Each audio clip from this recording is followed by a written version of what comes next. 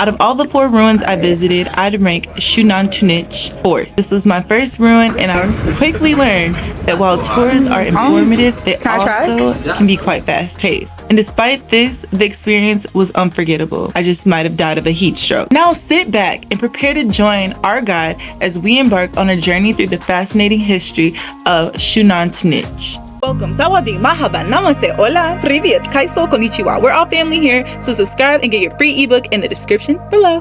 As a trained anthropologist, my journey to Xunantunich was both enlightening and challenging. Nestled close to San Ignacio, this ancient Mayan site offers a glimpse into the bygone era. This tour was priced around $75 per person, and it was a worthwhile investment for people who enjoy history and a little adventure. Visiting Xunantunich in the summer requires preparation. The heat can be intense with little to no shade, and the physical activities involved in climbing the ruins can be demanding. I highly recommend bringing multiple bottles of water, sunblock, a hat, a portable fan, light clothing, and sunglasses. And for sure, don't forget those comfortable shoes to ensure a pleasant experience. We are going to our first archaeological ruin. Just got dropped off. About to take this ferry. So we're gonna cross there, and then it should be exciting. Got some new friends with us. Out of all the 4 ruins I visited, I'd rank Xunantunich fourth. This was my first ruin, and I quickly learned that while tours are informative, they also can be quite fast-paced. And despite this, the experience was unforgettable. I just might have died of a heat stroke. Now sit back and prepare to join our guide as we embark on a journey through the fascinating history of Xunantunich. Today, you're going to be seeing what happened between 250 after Christ AD to 900 AD. But they believe the rise and falls of the Mayans happened between 600 to 850. And that is when they believe that what is now Belize had 2.5 million Mayans living here. 5 times the amount of today.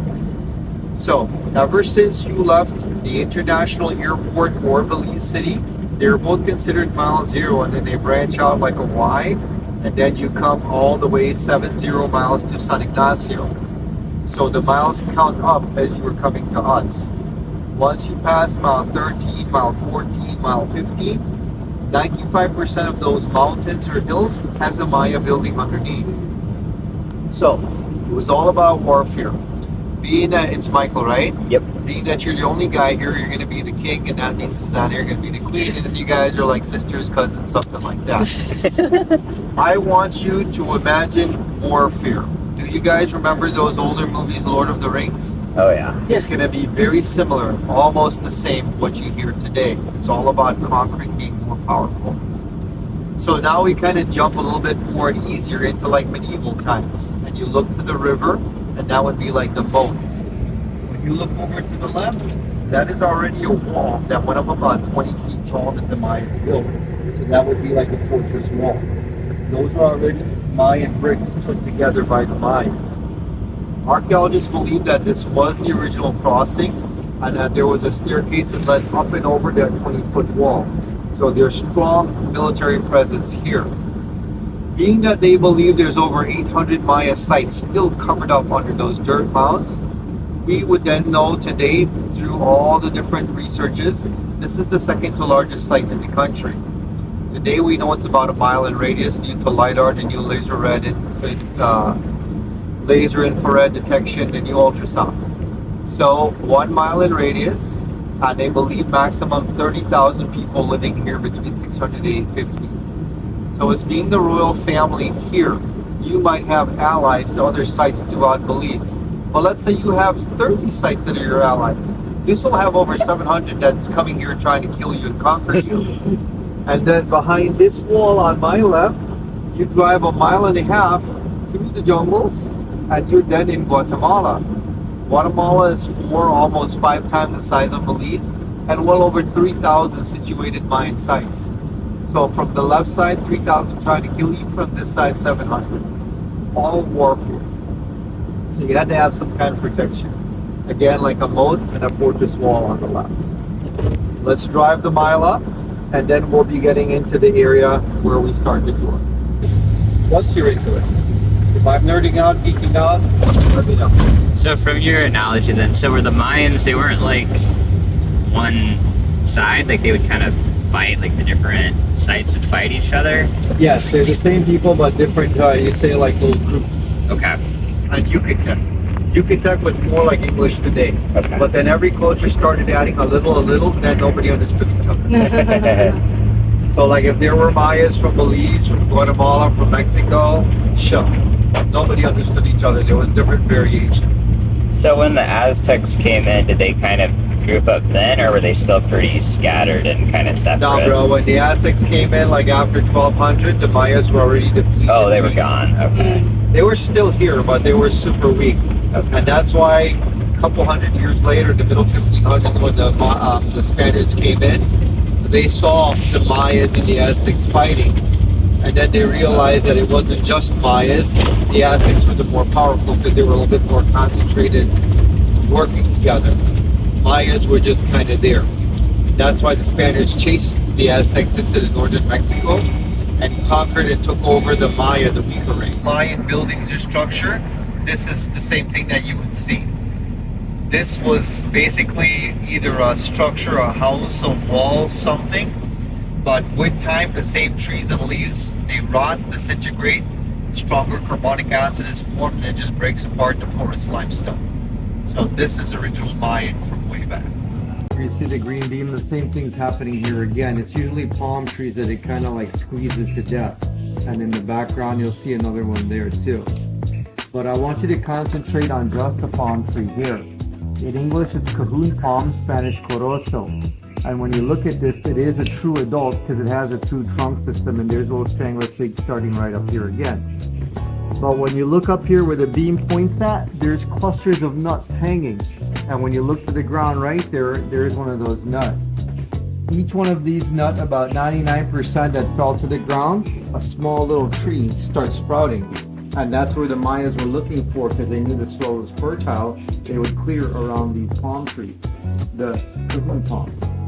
Now, when you look up and you see how tall the leaves are, they can go up to 50 feet tall. And it was one of the first thatched roofing, the straw roofing that the Mayas used. So today our months have 30 or 31 days, except for February. They situated a calendar called the Sulkin, which was for 9 months our time, but for them it was 20 months of 18 days. And there was a lunar cycle in each month, full moon, quarter moon, half moon, whatever. But 3 days before the moon and 3 days after the moon, like a 7-day span, they note that the water content was right with the moon, high tide, low tide. So when they cut the leaf, it lasted for 7 years. If they cut the leaf in any other cycle of the moon other than those 7 days, the leaf only lasted 7 months. And they realized because of the water content, high tide, low tide with the moon, a pinworm bug would hatch and eat and disintegrate the leaf. So they had everything kind of timed, and they knew exactly what they were doing eventually. That is even in the Farmer's Almanac, where farmers use with the moon because of the high tide and low tide. The Mayans were very smart people, and that's why you have that bushy-haired dude on the History Channel that'll always pop out. It's the alien thing and the alien.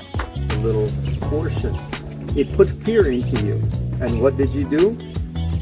Your president that everybody loved, Trump. What did he want between Mexico and the U.S.? Big wall. Not a new concept, bro. Mayas did it. Not at this specific site. Caracol is our largest site. We're getting new information on it due to the new LiDAR technology that they did. But before we thought Caracol was about 5 miles in radius. Now unofficially they're saying 61 square miles. Twice the size of what Tikal was the largest up to date. But within the 5 miles from 1985 to what is 2005, 20 years straight, Dr. Arlen Chase, an American archaeologist, on their money from the University of Florida, he and his wife Diane cleared most of Caracol. Wow. Not the full 5 miles, but from the 5-mile radius, pathways in.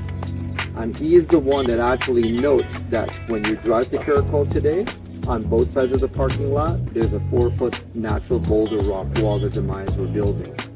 So between 8 to 8:50, let's say it happened here, you feared us, so you had us forcefully, because you still had a little control, to build that wall. 10 feet of rocks, 10 feet of wood, 20 feet around your metropolis, acropolis, sealing you in, feeling safer. We did it because we didn't want to die right away. But for 50 years of having to do this hard-ass labor and you're benefiting it, it frustrated us. And with frustration, you start getting smarter. So their intelligence was pretty much at par by 850. So by 850 to 900, 400 came after you, 400 came after you. You might be big and buff, but 400 you can't handle. So the easiest thing is turn around and haul ass. Yeah. And that's what happened. If we didn't catch you or kill you, you got away. But by 900, we're like, you know what? These people might come back. So, proven again at Caracol, they burnt it to the ground. Arlen and his wife Diane, when they kept coming closer into the metropolis Acropolis, they would dig to a certain depth. And there they found burnt dirt, charred dirt. They brought in people that deal with plants, botany. They took the pollen out, took it to the US, did carbon date testing to give you increments of 50 years. And between 850 to 900, Caracol was burned to the ground. So that there was no more kings or queens coming. So by 900, kings and queens were done. And that's why a couple hundred years later, 300, when the Aztecs were there, the Mayas were weak, depleted people. Because if there's no rule and order, chaos happens. Michael might want that piece of land, I might want it, we'll kill each other, and you end up with it. And we're dead. So that's basically what happened. Now, look at where you guys are standing. It's a different material than behind you and to the side. This would all be made out of this material right here. Forest limestone that we saw on the streets. So the Maya word is S-A-C-V-E. Sacve, Yucatec Mexican, meaning white road or ancient road. A couple feet taller and different material up to 20 feet wide. But look, you can see it. So in actuality, it was a barrier right here. This is a sacve. There should be another one around here. And then we have the northern one here. It's barriers. If we came as a little group like this and start making noise, we're dead. If you come as a big group, definitely war will happen and they'll try to chase you out. What's the Spanish word for water? Agua? Inside of the elites. So they control the water. And that's why this dude could grow taller than me. Because he was eating well, drinking well, and pointing fingers. Hey O'Neill, go build that. Hey O'Neill, go do this. While he was sitting and eating, it's been proven through carbon date testing, DNA and isotope reading, 6'1", average height of an elite, and up to 80 years old. For us as commoners, being worked out in the field 10 hours in the hot sun, making your bricks, building 80% of your building, limited food, limited water, maybe 5 foot tall and maybe 43 years old. So all that's been proven with modern technology now. We're even working on the teeth. Right now, where do you live? California, you said? Are you originally from there or did you move there? I moved there. Where are you from? I was born in Texas, technically. All right, let's say Texas then, right? Let's say, for example, you were by where I was at in Illinois. In Waukegan, north, almost to Wisconsin, 13 years old, you have a couple adult teeth. You're eating strawberries on a strawberry farm, but you eat everything on the farm for free. Your little basket is what you pay when you leave. Eating it there, you might knock off the dirt, but there's still microscopic dirt. So when you eat it, it gets in your teeth. And as you grow older, it caps over your teeth. Now that you're 95, you're dead basically in California, they do an autopsy and they'll remove your teeth. They peel back the layers. And in the younger layers, they'll find that dirt that will give an isotopic reading that you grew up in Texas and moved to California and died there. That's how we're proving about 80% of our rural Mayas, because commoners aren't really found. They disintegrate into the dirt. But majority of what would be rulers, elites buried in the limestone preserve, their teeth are shown they're either from Mexico or Guatemala. So based there and then brought here through royalty to rule and die. So all that is with modern technology. You know about that because you work in some of that stuff. Now, today we're going to go into the visitor center and give you a couple info about the death game, the ball game where they lose their head, the tree of life, explain that stuff. Then we're going to continue up. We go to this building where there are 2 designs of only 3 designs of room that they need to build. Then we go up the northern Sacve, triadic building, all the way to the very top of El Castillo. We come down this side, Ball Court 1, Ball Court 2, which will give you the info here. King's Plaza, destroyed in 775 AD, the Stella Chamber where the carved rocks are, that picked those, and would have been an hour and a half for a doctor by the name of Thomas Gann, who came as the second person to excavate here. But being that he was a medical doctor, it was more a political thing because he's English. This was British Honduras, owned by the English. He lasted 1 year because when he came here and he saw these big mounds of dirt, he didn't want to do like the Americans with little picks and brushes. He's like, shit. He put dynamite in there and just blew it to hell. So we lost a lot of our buildings, culture, and heritage. But he did take this picture of this cross, a remake, and this helps us to introduce you to the beliefs of the Mayans. So again, everybody said church religion. In the middle 1500s, the Spaniards came off the sea and hit the Yucatan Peninsula of Mexico. You guys will be the Spaniards, so you're talking Spanish or Latin. You see me and all my other people dressed up, definitely Mayans, different.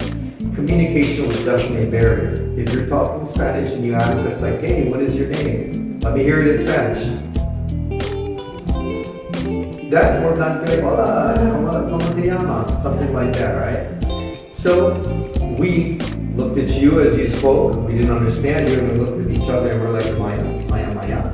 And that's why they believe the word Maya at first meant, who the hell are you, or what the hell are you saying?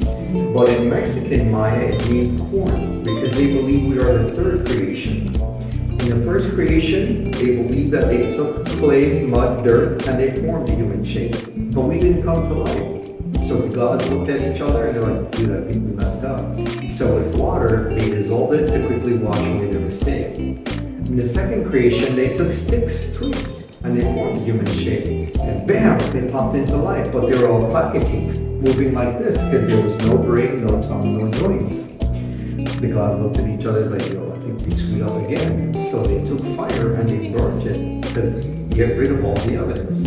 But the ones that had come to life were a little bit thinking and they passed away. Eventually they said they made their way up into the trees and evolved into the monkeys. Third creation, they took corn, their staple food. Off the cob, they took the kernels and they started grinding it on their grinding stone, making a corn like Play-Doh, or what the Hispanics would call masa that you make the tortillas. So they took the corn dough and they formed the human shape and bam, we popped into life. But again, with no brain, no tongue, no joints, we were like Frankenstein or zombie, like, And as we were about to be destroyed, the good gods came down from the 13 layers of heavens called Balanti Ku, and they did some painful bloodletting. For the guys, it was around the pubic region. For the ladies, earlobe, top lip, bottom lip, tongue, or nipples. So they hacked it themselves and they took out their royal blood, mixed it in with the corn dough, and bam, we popped into life as we are now, the corn people. And that's why Stephen King could have made that movie Children of the Corn with all the little bad eggs going around. But movie magic, a lot of mythologies, not only Maya, are used in movies, and we'll kind of touch base on that as we walk through, because I love watching movies. Now, based on that, as a living king or as a living queen, you just couldn't prick your finger to give blood to the rain god to send rain. You got to do it the same way. For Michael, it's either the cutting of the foreskin of the penis. If you circumcise yourself and no rain comes, you got to take that sharp obsidian volcanic rock dagger and pierce the penis head. And then that's how you get the blood working up. But dude, it's a cool party trick. You'll be able to piss in 3 directions. Ladies, it's nothing, how would you say, easier for you. The country of Guatemala looks like the small letter E. All this is alongside Belize, but in the middle here is Guatemala City. In this corner touching Mexico, there's a site known as Yaxchitlan, and the most powerful Maya queen ever recorded, Lady Shah. She's depicted using her tongue. Imagine pulling your tongue outwards into the back where it's a muscle. You will then take that sharp obsidian dagger and push it from the bottom up through to the top, and then forward 1 inch like a finger segment.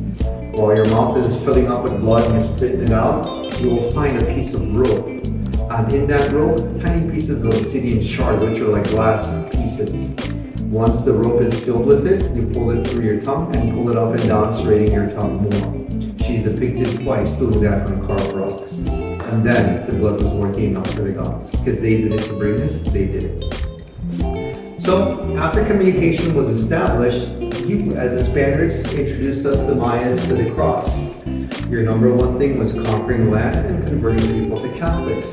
So while you were doing that to us, we're slowly backing up and we're like, yeah, we know what the cross is, but to us it's not church or religion. The Mayas do it as the axis mundi, the meeting point of heaven and earth. So remember that terminology when we're climbing up the temple, and we'll bring all that out into life. Any questions so far? You are pouring with sweat. I know. Damn! They're all Americans.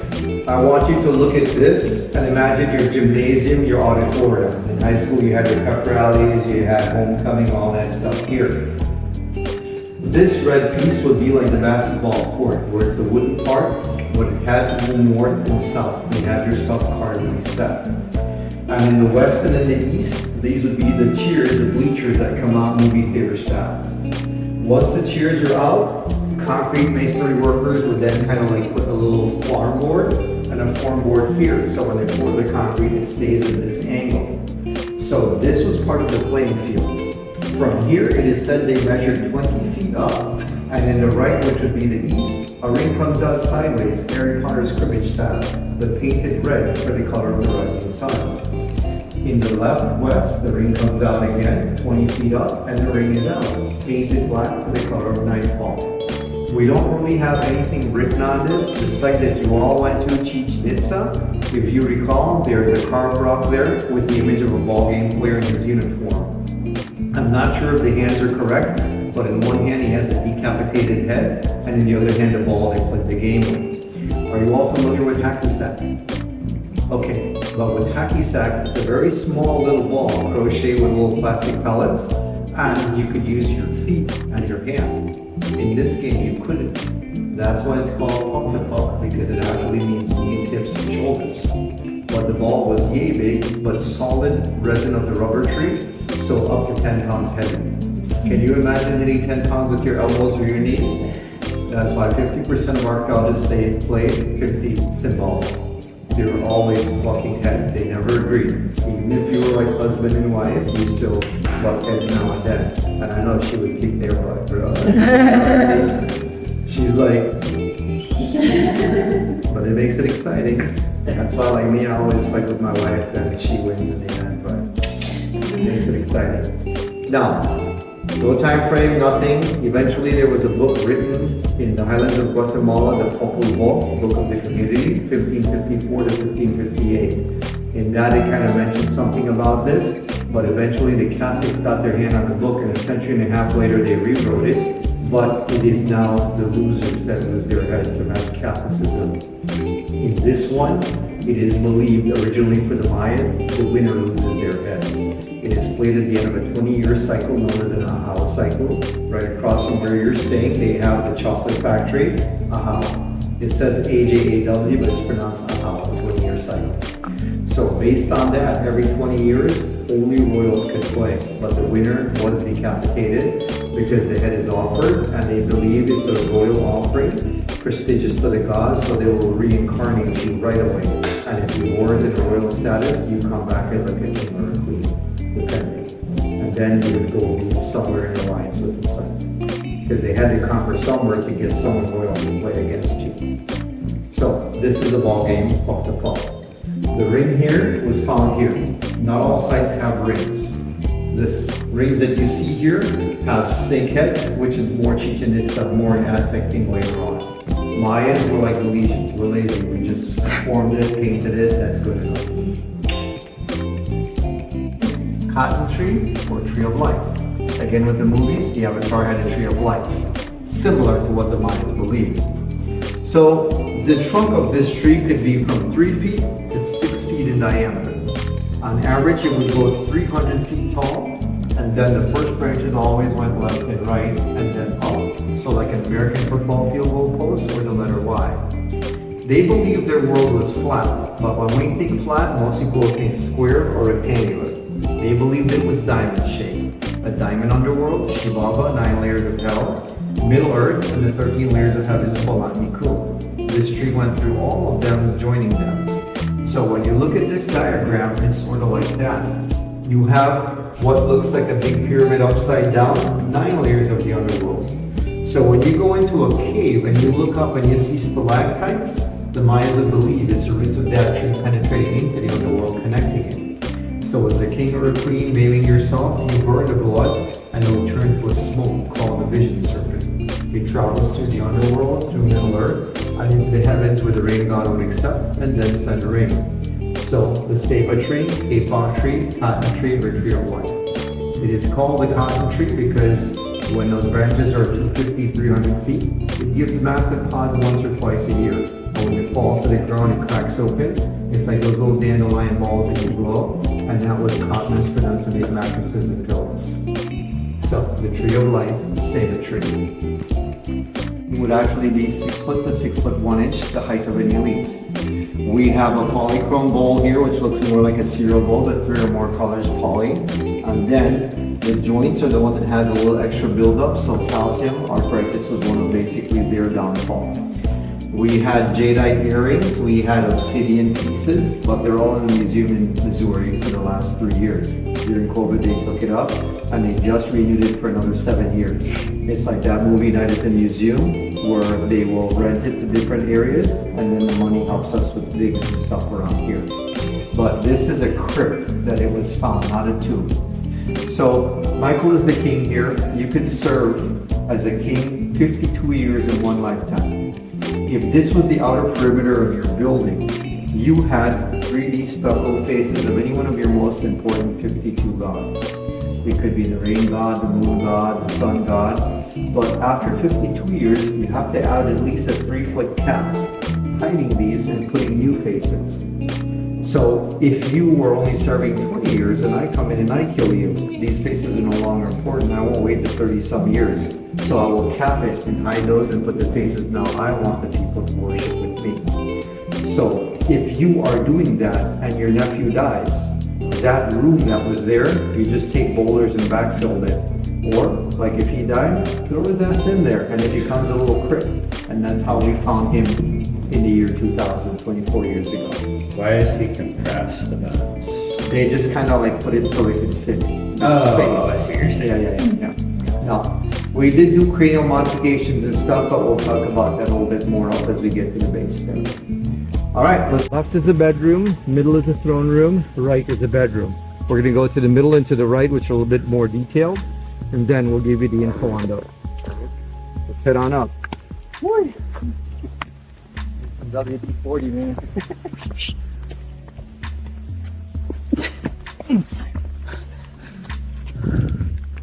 So,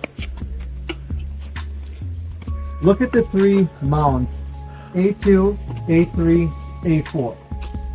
When archaeologists will come in the late 1800s and find these in even worse conditions with trees breaking them apart, massive dirt, falling rocks, they will find these mountain mounds and they will go to the very top of it and clear like a 10-foot circumference.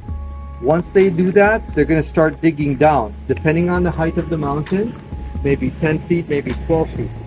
And then once they're down, they start digging outwards from the inside. They're looking for the only ark the Mayas knew. They never knew a perfect ark, they knew a stone roof, corbel vaulted ark. So like this, a flat capstone and then backfill. If they find that all in one direction, it's a solid building. There isn't anything in there. So they're not gonna waste time or money to excavate it. So at Caracol, at the very top, you see the roof goes like this of a tomb, then it goes this way, back this way, back this way. They're adding different layers, caps. It strengthens the building. And that's when archaeologists will know, yo, there's a body, there's pots, there are relics, artifacts. So yeah, we're gonna go excavate that. Waste the money, waste the time, and that's how they find stuff. Solid, 2, now 4 layers that we know about.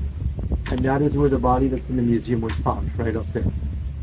So, being that this is 775 AD, it's still a stone roof. And that's why the room is so small. The walls had to be thick like this, all the way up to about 8 feet. And then they started laying bricks on the inside at an angle. But everything on the outside was flat for the backfill. So if your roof went more than 7 feet, all this back weight would have it collapse in. So for this depth and width, this is the biggest the rooms could be. But this is about 300, if not more, years before they would start using wood, around 1150. And you'll see it on the main building that they have some big wooden planks to help support the door frame. And in the arc, wooden dowel so it could get wider and taller. But this is the biggest it could be. Now, come on in and take a look at this. Where O'Neill will now sit is actually the throne. There would be an armrest there, there would be an armrest there, but they're not touching the wall. By not touching the wall, throne room. Everything these guys did were manipulative. So as the king and the queen, Michael, Susanna, and kids that you had, you would do it as a family, not like in the Roman times where it's individual for king, individual for queen. Because if I was 3 miles away where my site was and you wanted to make an alliance, you will invite me. I'm escorted up here by the military, and bam, when I peek in, oh, I can trust this dude. Look, he's a family. And little did I know, his bloodlust, as I turn my back like in history, et tu brute, and he's got another site. So all manipulative. You guys were just always lying your butts off, man. And this, of course, a throne room. Let's go next door and we'll see the bedroom. I'll pass back to these because we're going to pass. Now touching and it goes up a little bit more. Now, Michael, we said that elites were about 6 foot 1 inch. So we're going to add a little more inches on top of you. I'm about 6'1". 6'2", Sure, maybe, whatever. you know. Keep smoking that thing that you're smoking, man. It's working. Now, Susanna, not to be nosy, you guys live together already? Okay. Bed, queen, king, and sometimes even still too small, right? Now, imagine Michael, 5 or 6 of them, 6 foot 1 inch, sleeping here. This is a bed. Can you see him? Yo, Cruz is in, and they found physical and spaces measured to put 36,000 rooms at Caracol. 36,000 times 5 per room gives you 180,000. Most other archaeologists believe 185,000 are maximum that would live there.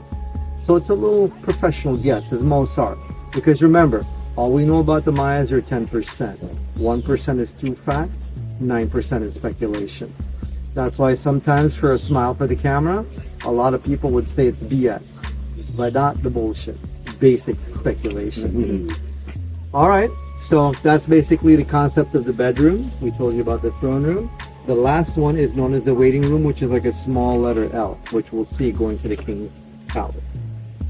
Let's grab our stuff and head down the same. Take the time out to just be my nerdy self, just being here and seeing how a civilization could create something so magnificent that is still standing today. It's just amazing to me.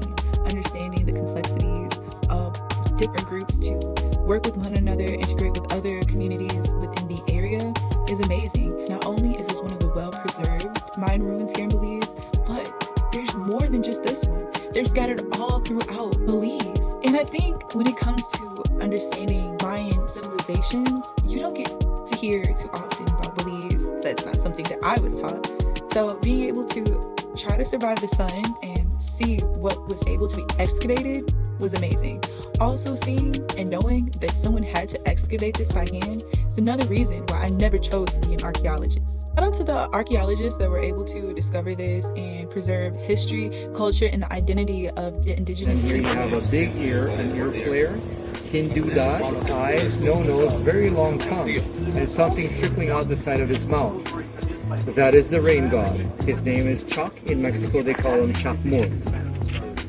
Chak, it says when you're dying of thirst, you'll have your tongue out like there, dying. You cut, maim yourself, burn the blood, it goes to the heavens. He then accepts it, and through the side of his mouth trickling is his saliva. The saliva comes out and it goes over the clouds, filtering through, becoming the rain that he's sent for you. So he's accepted your order and he's offering sending rain. Everything to the right of the same face, again you'll see the moon god and the patch god. So usually everything on the left will be on the right, symmetrical or mirror image. Come over here. Up top, you have someone holding something up. Remember in Greek mythology you had Atlas that held up the world.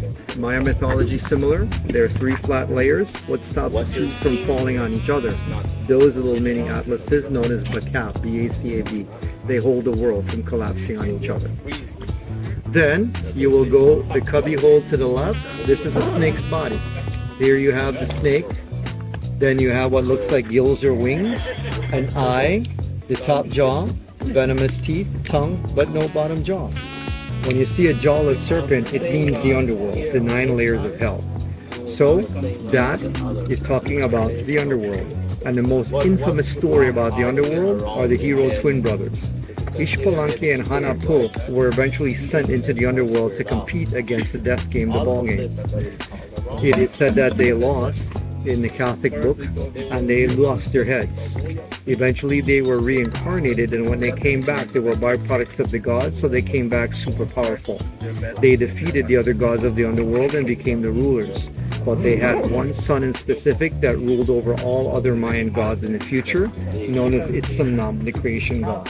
So because of that great feat, look underneath the snake's body in the middle, and you'll see the head and the torso.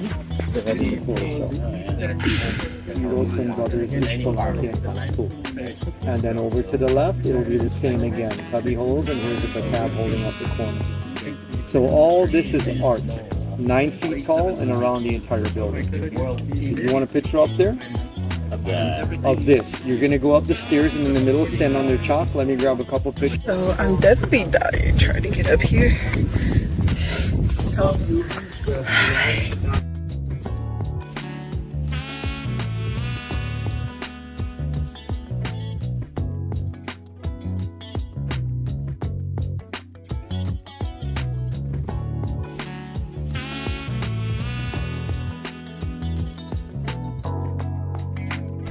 Hi, welcome to the top of the world. it's the top of the world! The highest point? Yeah. In the south, it's 3,880 feet above sea level. All right. Follow the white road. You see the 2 cell phone antennas in the contour. That's Cajalpech, the small Maya site in San Ignacio. So all the Belize River Valley, guys. This was once all run by Mayas. And we're the descendants. I am mestizo Spanish Maya mix. And so that's Guatemala over there. Over the hills. Over the hills. This is still neutral. There should be no homes or anything.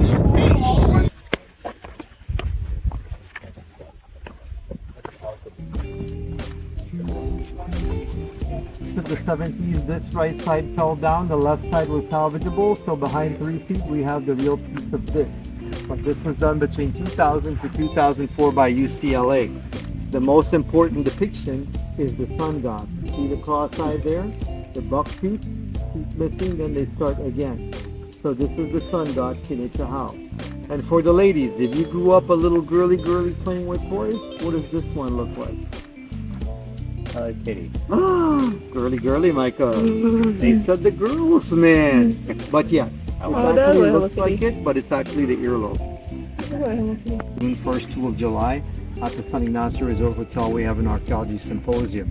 It happened, I think, the end of last week. And that's why the kids are now digging, because they had to attend that symposium. Okay, round columns. Very unique.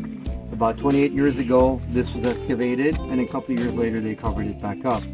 15 years ago, we realized the importance of this. This is the only site in Belize that has round columns, because these got here by a merchant trader, the first versions of spies. So let's say again, you're the king here, Michael, and I am a merchant trader coming from Mexico City area, because that's where the round columns, that's why you see it in Chichen Itza, because eventually Aztec. But this came, I met you, I was like, yo, king, aren't you tired of building these boring square-ass buildings for a few shell beans? I will show you how to build round, because I saw it in Mexico and I brought it. You paid up, these were built. These went up 10 feet tall, but they didn't hold up the roof. See, they have little sticks holding up the thatched roofing. But the thatched roofing is in like Mexico, where it just doesn't cover the top, it covers half the damn house. But it was for secrecy, because behind this one, there is a bench. And on that bench was a game board. Americans play a game called Sorry. That's basically what it was. The moving spaces were in the image of a cross or X pieces. So you have red kidney bean, you have pinto bean, you have a patoli bean. You flatten the top, flatten the bottom, birch fire charcoal, take it and paint one side. the other side is clear. So you have 5 beans that you throw, and whatever painted sides is what you move. But if Michael's on this spot and I move and I hit, you go back to home, start all over again, just like in a board game Sorry. So it was gambling, but the spouse could never be in here. This was only guys, so like an ancient man cave. She would be up top, pissed as hell because she knew you were losing your money, but only royals, but only guys. So this is like the ancient man cave. There's also stories that was used for like a rain ritual. They brought a shaman because there was jobs and rituals in here to try to bring rain. But the uniqueness of it is actually the columns. We're the only site that has it. Really? Before they were Aztecs, they were Teotihuacans from the Mexico City area. If you ever make it to what is Tikal, you'll hear about a king known as Born of the First Fire or First Fire. He was originally a Teotihuacan person, leaving Mexico City, going to Tikal, conquer, made a name for himself. Then about 20 to 25 years later, he was killed and overthrown. But he had already made a name for the Teotihuacans, not Mayas or Aztecs, Teotihuacans, where these originated from. On the stairs, and he was on the rock behind you here. They had caution tape all around here, and Jaime was on this part right here kind of chilling. When he felt someone tap him on the shoulder, and when he turned around, there was no one there.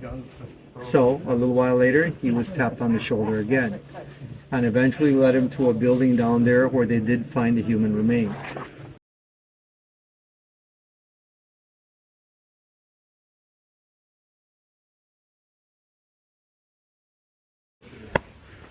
The younger guy will even tell you these are the sarcophagus covering, but this was an Egyptian. This was Mayan. So these were standing.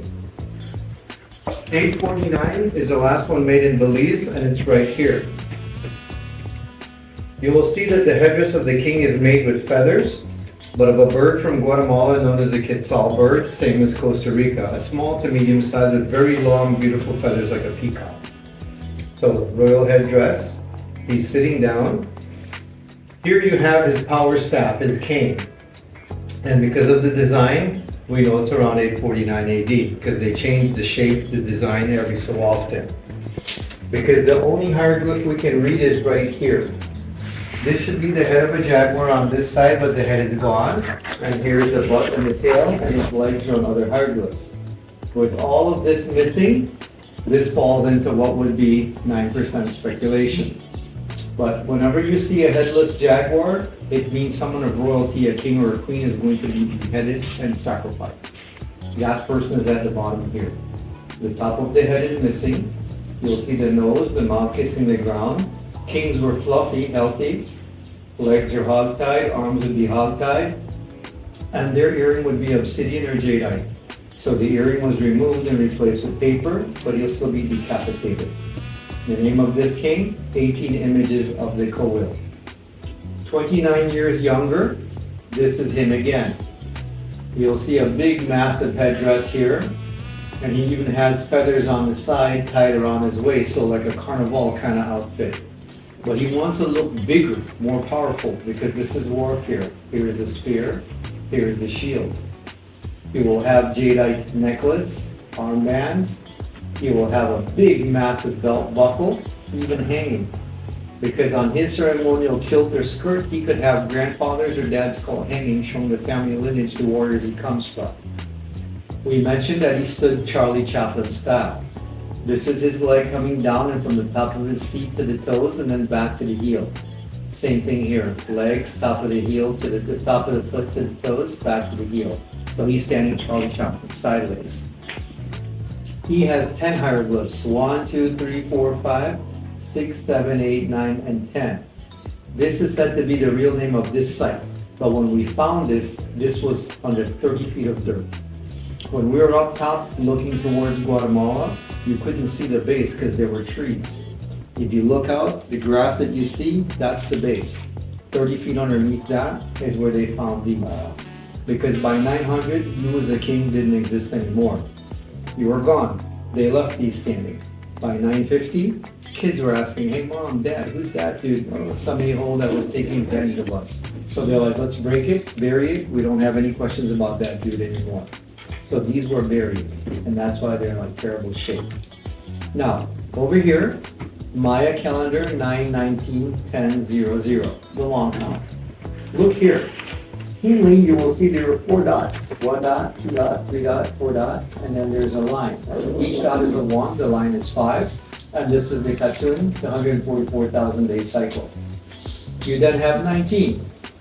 Over here, you will see 1 line from left to right, that's 5, another line is 5.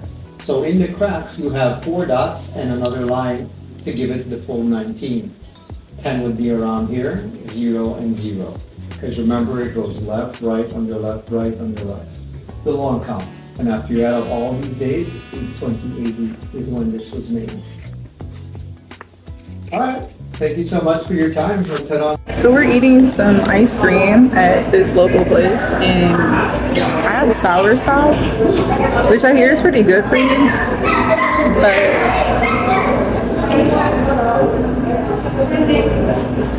it reminds me of butter pecan. That's what it reminds me of. You don't think like a butter pecan? This was like $2, but hers for a double, which is like way bigger, was like $3. Belize, so it's okay. I'm more of a Superman, founder's favorite type person. I'll come back here. I'll come back and dust and stuff. You'll see me again tomorrow. Apparently they'll see her tomorrow. They see me, I will be going to go get some bubble tea. You'll see me tomorrow. I'm supporting. You guys made it to the end. I am so thankful for you guys watching. Please like, share, and subscribe. Let me know if you would come to this site. Get ready to see some of the other Mayan ruins that we got to explore here in this last video. You see us in the market, so if you do come to San Ignacio, definitely try to come during the weekend. You will see a lot more vendors, but specifically it was a lot of fresh vegetables here. I'll see you back for day number 3. Check it out. And on that note, something in Ignacio that you can do. So on that note, guys, if you like content like this, we have other videos, Abu Dhabi, as well as Thailand, Panama. I am your girl here trying to give you all the travel content that you need so you can have the most amazing vacation or traveling adventure.